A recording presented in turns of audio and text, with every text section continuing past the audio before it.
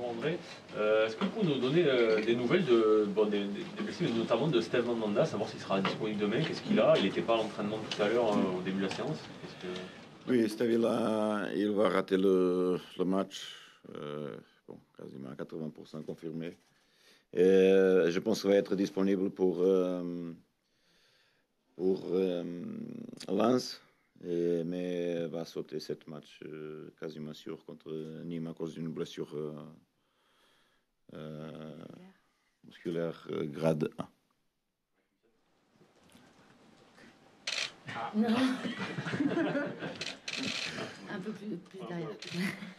Pas plus derrière. Il s'est blessé à quel moment pendant le match, c'est ça? Oui, c'est vrai que Steve a beaucoup de temps à cause de sa cheville et beaucoup de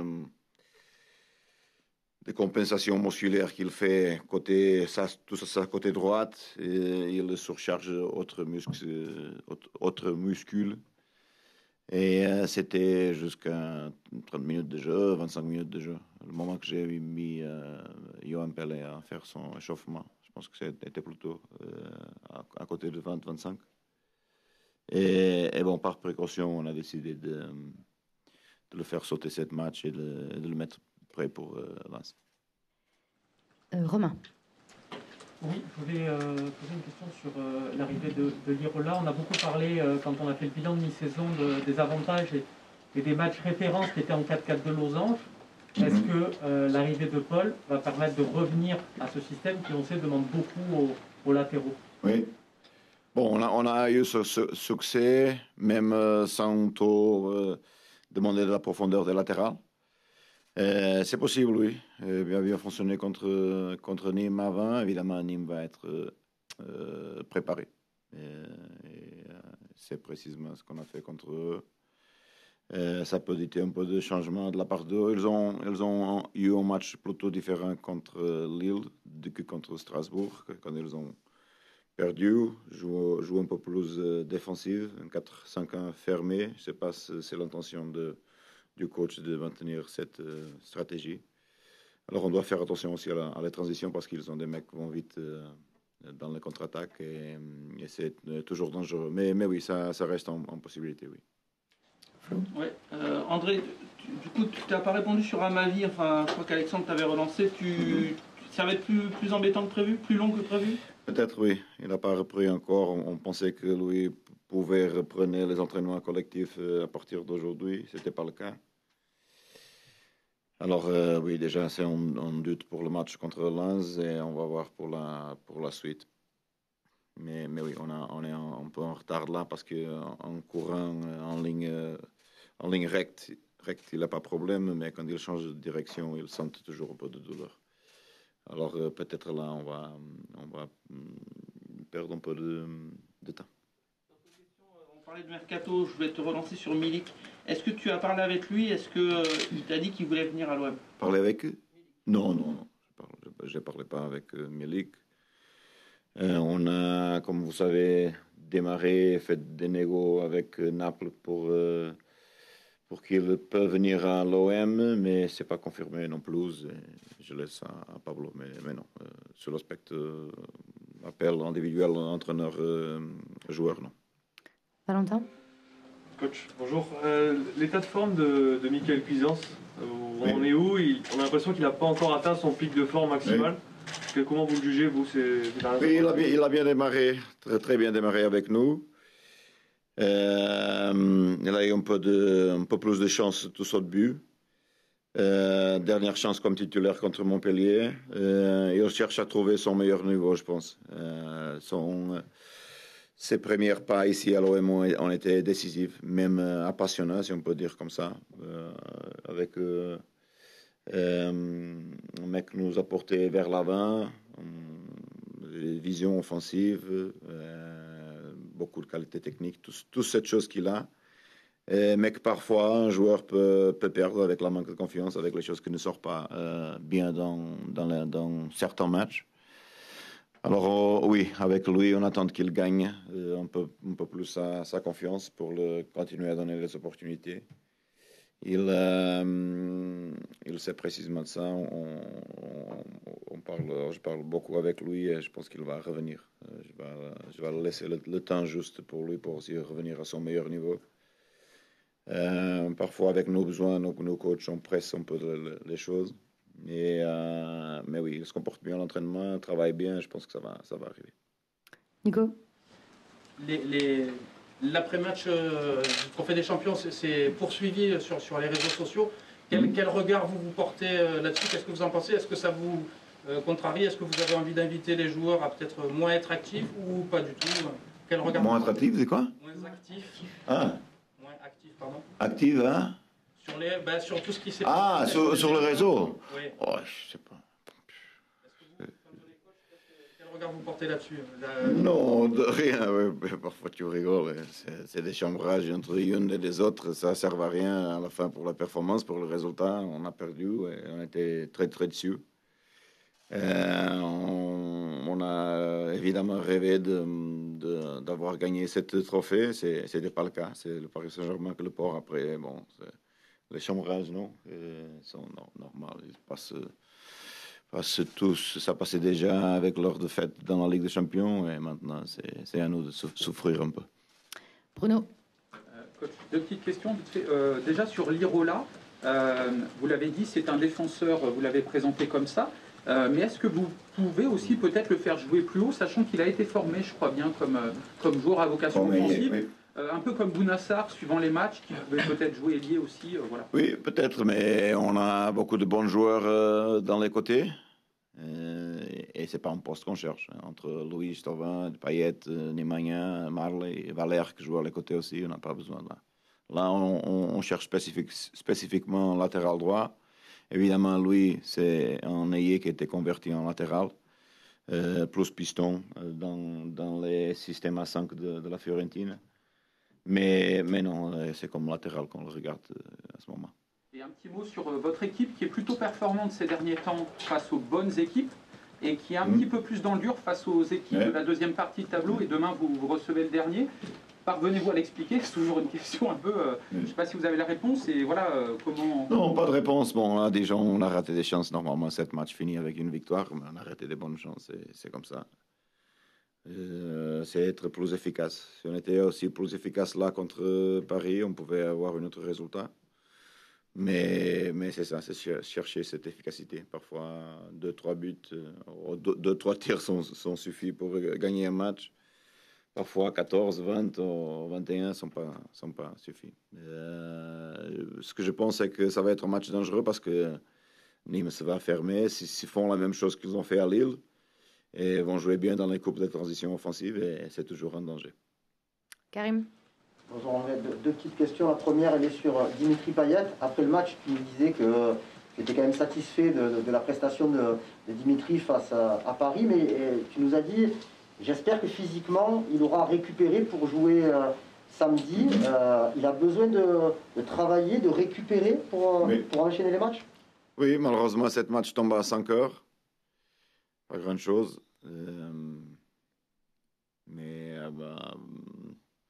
Mais oui, je pense qu'il va être prêt. Fait 2 jours normaux. On a déjà passé la même chose par rapport aux Ligue des Champions avec des kick-offs à 5 heures de samedi. Et on a été toujours jusqu'à ce moment capable. Et de toute façon, c'est seulement le 4e match de janvier. Je pense qu'on peut risquer une chose comme ça. Je pense qu'il peut être prêt. La deuxième question, elle est sur les hasards du calendrier qui font que vous allez affronter Nîmes, Monaco, Rennes, des équipes que vous avez jouées au mois de décembre. Oui. Alors qu'habituellement, il y a quand même plus de delta entre le match aller et le match retour. Est-ce qu'il y a une façon particulière? Est-ce que ça te donne une vision particulière de l'adversaire parce que tu l'as joué il n'y a pas longtemps ou c'est totalement neutre ça? Normalement, on utilise c'est bon parce que tu portes des avantages pour utiliser le match que tu as joué contre eux. C'était le même cas la saison dernière, si je ne rate pas. On a démarré avec les équipes qu'on avait jouées en décembre. Et je ne sais pas si c'est même un truc égal pour tous, non? Oui. Mais pas pour tous les pays.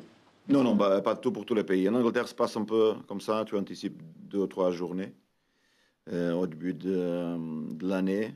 Mais oui, ça sert toujours. Tu vois, les mêmes rapports, plus ou moins le match référence contre eux, et ça t'aide aussi. Alors, Monaco, Rennes, Nîmes, ça va être le cas. Alex. Je reviens sur l'absence de Steve. Alors, il a une grosse importance en tant que capitaine au niveau du vestiaire. Alors, ma première question, c'est qui sera capitaine? Sans doute Florian Thauvin comme seconde période. Quelle qualité il a pour occuper ce rôle-là? Et ma deuxième question, c'est concernant Yohan Pelé. On sait que généralement, quand il assure l'intérim, il lui faut quand même 1-2 matchs pour être au top de sa forme parce qu'il faut qu'il se relance physiquement. C'est lui-même qui nous l'avait dit. Comment il est? Et est-ce qu'on joue différemment avec Yohan Pelé qu'avec Steve Mandanda? Bon, là, sur l'aspect de la présence, de la forme physique, CEO t'as dit ça, c'est curieux. Je pense pas. Je pense le contraire. Un gardien, normalement, est prêt parce que, précisément sur l'aspect physique, il n'a pas grand-chose à faire. Après, bon, évidemment, forme, réaction, présence, jour du match et tout ça, sur l'aspect de la concentration, peut-être plus sur l'aspect psychologique, ça peut avoir une influence. De les moments dans le championnat qu'on a appelé Johan saison dernière, il a répondu tout de suite. Et je pense qu'il va faire un bon match. Je ne suis pas très inquiet sur là. C'est pour ça qu'on a décidé de rénover aussi son contrat. Et je pense qu'il va répondre bien. Sur les capitaines, bon, les 3 capitaines sont Thauvin, Payet et Steve. Alors, entre les deux que se joue, une des deux va être capitaine. La question, c'est pas physiquement, c'est dans les automatismes, en fait, oui. Il entre en cours de match. Oui. Yeah, c'est ça. Dans cet aspect-là. Mais je pense il a répondu aux saisons dernières et je pense qu'il a toujours prêt. Romain. Coach, vous passez une nouvelle il y a quelques jours. Diego Costa aurait été proposé à l'Olympique de Marseille. L'Olympique de Marseille aurait dit non. Est-ce que vous pouvez nous en dire plus? Parce que dit comme ça paraît un peu surprenant. Non, c'est pas. En première, Diego Costa touche 16 millions à l'an, hors taxe. Ça, c'est la première chose que tu dois te rappeler. Deuxième chose, j'ai eu un message d'un numéro WhatsApp, je ne sais pas si c'est son agent ou non, on me disait que Diego Costa voulait venir à l'OM. Comme je reprends beaucoup de messages ratés, c'était toi. Alors, j'ai pensé que c'était une blague. Une blague. Non, c'était pas le cas. De toute façon, un des meilleurs attaquants du monde, et il va chercher une autre chose. On n'a pas, à ce niveau de salaire, on n'est pas capable. Étienne? Une question un peu extra sportive, avec l'actualité sur les droits télé qui pourraient être renégociés par Canal+, avec des éventuelles négociations de salaire ou de primes avec les joueurs. Est-ce que vous en parlez dans le vestiaire? Est-ce que les joueurs en parlent entre eux? Est-ce que ça peut avoir une conséquence sur le mercato peut-être? Je ne sais pas. Bon, là sur la conversation sur les joueurs, je ne sais pas parce que je ne sais pas dans le milieu de la conversation. C'est vrai que, bon, tout de suite, ça va toucher à tout le monde, ça, c'est vrai. Principalement les joueurs qui vont finir contrat, qui vont être un peu plus sous pression. On a déjà vu un peu ce qui s'est passé cette année avec beaucoup de joueurs hors contrat. Pas normal. C'est vrai que ça peut changer un peu la face des mêmes joueurs, de regarder quand ils sont hors contrat, de faire un peu plus attention. Parce qu'il y a beaucoup de joueurs qui ont pris un peu de ce temps-là pour se reposer et maintenant se trouvent encore en difficulté pour trouver des clubs. Alors oui, ça peut changer si ce n'était pas trop normal là. Sur Mercato, bien sûr. Bien sûr, Paulo, je pense qu'il a bien répondu, ça va changer, sauf peut-être les Anglais qui ont un peu plus d'accès à les revenus de ces droits de TV. Oui, je pense que ça peut changer pour les autres. Ça vous inquiète? Oui, beaucoup. Beaucoup parce que les clubs sont déjà aux limites financières et ça va être dur, oui, pour la suite. Peut-être il y a une chance pour mettre les choses en place dans le monde du foot. Réduire peut-être le numéro des équipes. Toujours en conversation chaude en France, mais je pense important. C'est pas, ça dépend des clubs, de la ligue, des aspects juridiques. Je ne contrôle pas ce type de choses. Flo. Ouais, c'était une de mes questions, j'en avais deux. Est-ce que tu es favorable à une Ligue 1 à 18? Est-ce que tu as assez de recul et d'expérience sur le championnat de France pour te dire je sais c'est pas. une bonne idée? Je sais pas si c'est tellement expérience comme ça, mais la façon que je la regarde, oui. 20 est abusive, je pense 18, même 16. Je pense que la Ligue peut profiter. Après, regarde, je parle comme entraîneur de l'OM. Si j'étais ici comme un autre entraîneur d'un autre club présent dans la Ligue 1, c'était dur de regarder un entraîneur d'un club top dire une chose pareille, non. Parce que ça veut dire qu'il y a beaucoup de clubs qui doivent descendre et les autres qui ont bien fait tous cette Ligue 2 qui ne peuvent pas monter. C'est dur, c'est pas une chose que je veux pas trop dire, mais oui, je pense que c'est trop. Alors, je voulais te poser une question, André, je l'ai posée à Pablo sur ce fameux grand attaquant à Marseille. On en parle tout à chaque mercato depuis des années parce qu'il y a cette tradition d'un grand buteur normalement à l'OM. Pourquoi c'est si dur de s'imposer en tant que numéro 9 à Marseille selon toi? Il y en a beaucoup qui ont échoué. Est-ce que tu es conscient de cette attente forte Bon, peut-être pas par rapport à les noms importants qui ont passé par cette club. On est toujours en attente. Qui ont passé des joueurs pour finir carrière et les autres qui ont sorti d'ici pour encore pour faire des gros exploits dans nos autres championnats. Alors oui, peut-être avec cette passée, la quantité de noms importants qui ont passé ici, c'est plutôt pour ça. Entre Papin et Rudi Vol et Didier Drogba, c'est dur. Et il a toujours cette attente par rapport à un attaquant. Mais oui, bon, c'est vrai que beaucoup de pression pour eux. J'espère encore que Dario va réussir et trouver le niveau qu'il nous a habitué saison dernière. Ok, 3 dernières. Gilles, Xavier, Karim. Coach, pour rester sur cette thématique, vous avez peut-être lu le papier de mes confrères de la Provence qui comparait le bilan de Kostas Mitroglou avec celui de Dario Benedetto et qui rappelait que les stats de Kostas sont bien meilleures que celles de Dario. Est-ce que vous aviez conscience de ça? Il fait longtemps que je ne prends pas la Provence, comme vous savez.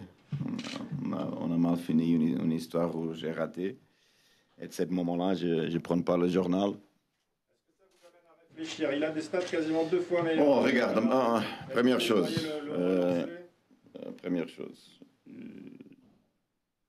Les stats, il a des stats bonnes, il a des stats mal. La Provence, que se pouvait appeler le Parisien, cherche un peu des stats toujours négatifs quand il est pour tuer certains joueurs. Je trouve ça dur. J'ai parlé précisément de l'importance de la Provence et je voudrais que la Provence et l'OM étaient une à côté de l'autre pour faire cette région encore plus forte. L'OM encore plus fort, la marque de l'OM, la marque de la Provence. Et c'était dommage que les choses sont comme ça, tellement distinctes et tellement négatives parce que, bon, tout ce que je suis habitué, un journal régional est toujours associé à son plus grand club parce qu'une peut aider l'autre. Cette constat de stats, c'est une réalité, évidemment, mais Kostas ne fait pas partie de cet effectif. Comme vous savez, je l'ai dit pour chercher une option de partir. Il est avec nous parce que bon, je le trouve un mec très éduqué et il doit aussi avoir le droit à s'entraîner un peu plus avec nous. Et c'est pour ça qu'on l'a rajouté entre nous pour lui donner aussi cet espoir, un peu plus de bonne humeur. Les stats sont les stats, ne mentent pas. De toute façon, Dario est un joueur de l'effectif. Kostas n'est pas. Je ne compte pas sur lui. Et j'espère que Dario nous va trouver le niveau de la saison dernière. Si à chaque fois que vous critiquez un joueur, ou les supporters critiquent un joueur de l'OM, à ce moment-là, je n'ai pas un effectif. Je dois acheter à chaque fois, à chaque week-end, 22 joueurs une autre fois pour porter à l'OM. Mais regarde, mais c'est toujours comme ça. À ma vie maintenant, le meilleur latéral gauche de la Ligue 1. La saison dernière était le pire latéral gauche de la Ligue 1 quand on a joué contre Rennes. Et si on arrive à ce point-là à le tuer, on arrive en janvier pour faire une autre latéral gauche pour remplacer à ma vie. Et Dario comme ça, et toutes les autres inutiles qui sont ici, à commencer à partir du coach à tous les autres 25. Et moi, je passe la confiance à les joueurs. Je veux que tous retrouvent la confiance maximale pour aider à porter l'OM le plus haut possible. Bonjour André. Florent Thauvin a signé une nouvelle passe décisive mercredi contre le PSG. Vous l'avez dit récemment qu'il est très important pour l'équipe, c'est le plus décisif. Est-ce que tout simplement vous appréhendez une dépendance vis-à-vis de lui pour la deuxième partie de saison? On a besoin de lui à ce niveau. Il a été excellent, même sur l'aspect défensif. Offensif, il continue à produire des assists décisifs pour nous. Je pense qu'il se trouve dans un bon moment. Dur pour lui, évidemment, parce qu'il est un des joueurs qui est hors contrat. Et c'est pas facile aussi. Parfois, avec ce type de numéro, tu as besoin de sentir un boost de confiance que vient avec une rénovation de son contrat. C'est pas le cas parce qu'on est dans une situation difficile. Je pense que pour lui maintenant, ça peut aussi ou non être une arme pour lui pour trouver mieux pour son futur, même économique, je ne sais pas. Mais oui, ses stats sont impressionnants, je le trouve bien dans l'équipe, chaque fois mieux, et lui c'est un mec important pour nous. J'espère qu'il va maintenir ce niveau. Merci beaucoup. Pardon, Karim, je t'ai dit, excuse-moi. Pardon. Vas-y, c'est toi qui finis, effectivement. Merci. C'est une question concernant les jeunes joueurs et le temps de jeu. Balerdi est un jeune joueur, par exemple. Il n'a plus joué depuis un mois. Je crois que c'est la première fois que ça lui arrive depuis le début de la saison, de ne pas jouer pendant un mois. Alvaro est suspendu contre Lens. Donc, savoir un petit peu, est-ce que pour des jeunes comme ça, c'est dur de se remettre dans le rythme? Et une question plus large, on a parlé de Marley Haquet et de Lucas Perrin pour des prêts potentiels. Est-ce que Luis Enrique rentre dans cette discussion, cette réflexion aussi? De prête? Non, pas tout. Sur Léo, oui, il va jouer contre Lens. J'ai eu une bonne conversation avec lui semaine dernière, se trouve mieux. Il sait qu'il pouvait jouer cette match-là contre Nîmes, ça va être pas le cas. Parce qu'on va garder, précisément à cause de la suspension d'Alvaro, on va regarder Léo là pour le match contre Lens. Mais on a clarifié un peu de choses et lui, il a toutes les conditions pour être l'un des meilleurs centrales du monde. Il va vite, techniquement fantastique. Il sait de ça. Il a des problèmes avec parfois des décisions, la qualité de ses décisions. Et il sait que c'est la unique chose qu'il doit améliorer. Parce qu'à cet âge qu'il a, j'ai jamais vu un central avec cette caractéristique qu'il a. Merci beaucoup. Merci. Il y a Porto Benfica ce soir. Et vous êtes pour qui du coup? Pour qui êtes-vous? Pour qui quoi? Pour qui êtes-vous ce soir? Vous êtes supporter de qui ce soir?